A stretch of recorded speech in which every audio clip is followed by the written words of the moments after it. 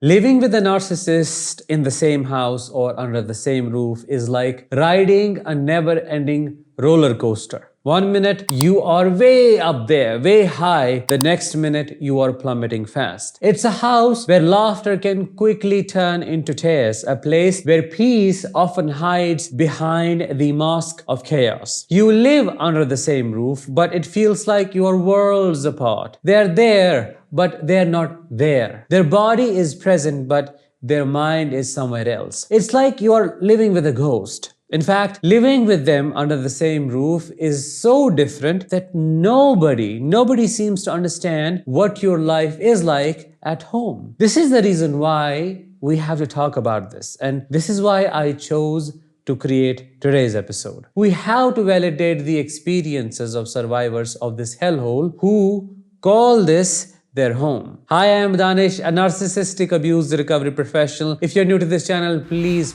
consider subscribing because your subscription always helps spread awareness about narcissistic abuse. Before we begin, I have an invitation for you. I'm doing a 3-hour online workshop on master co-parenting with a narcissist, in which I will cover topics like how to save your children from the narcissist's abuse, how to build a great relationship with them, and how to protect yourself. This workshop is happening on 27th May at 8:30 a.m. Eastern Time. Click the I button above to save your slot now. Back to the topic. Living with a narcissist is like living on a seesaw. One minute you're up in the sky feeling good, the next moment you are down on the ground feeling low. Home becomes a place where calm can switch to storm in a heartbeat. There is nothing but unpredictability, instability, and uncertainty. You do not know when the bomb will be dropped and when you will have to hide in the bunker. It truly feels like a war zone, and there is no peace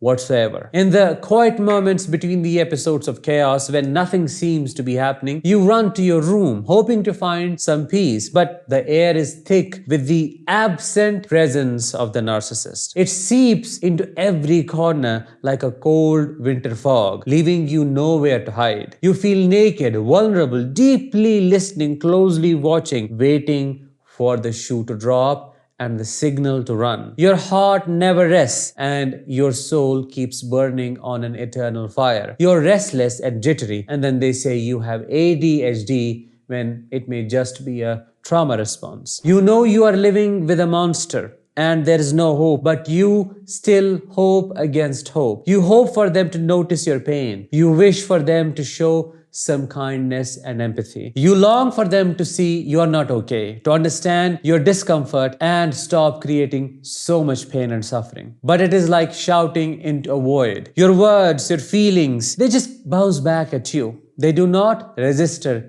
in the narcissist's world. They keep chipping away at your soul bit by bit, leaving you wounded and incomplete. Their neglect hurts, but weirdly, you get used to it. Amidst this starvation, you wait for breadcrumbs. You wait for something different that doesn't hurt so much, but waiting becomes the norm. You keep waiting night after night that they will change, that they will finally see you and care, but they don't. They stay the same, and it's only you who changes. You become weaker emotionally and physically. You lose your spark, your passion to live, and your desire to fly. You lose yourself. They move through their routine just like clockwork, eating, brushing their teeth, crawling into bed, snoring away. All this while you're there, feeling invisible, withering away, forgotten and abandoned. It's like you're a ghost in your own house. You are there, but you aren't. They don't see you, neither do they hear you. You become a distant echo that exists but not fully. And here is the truth, a bitter one, but filled with hope. Tomorrow won't be any different. It's likely to be the same song playing on repeat. That is the tough reality of living with a narcissist. It's a constant cycle of hope and disappointment. You are in it wholeheartedly, but they aren't even halfway in. You keep hoping for a better tomorrow, but each day is just a replay of yesterday's sorrow. It is a life of unmet expectations and unfulfilled fulfill desires. A very tough reality indeed. If you're still contemplating leaving, take this as your sign to reclaim yourself. Take this as a permission to cut that cord and set yourself free. For this is not your home, but a cage, and you do not belong in it. This is a heartfelt message that I wanted to share with you, because what I have shared with you so far in this episode is what I have personally experienced. I hope you found courage, strength, and resilience in it. I'll talk with you in the next one. Till then, let the healing begin and continue.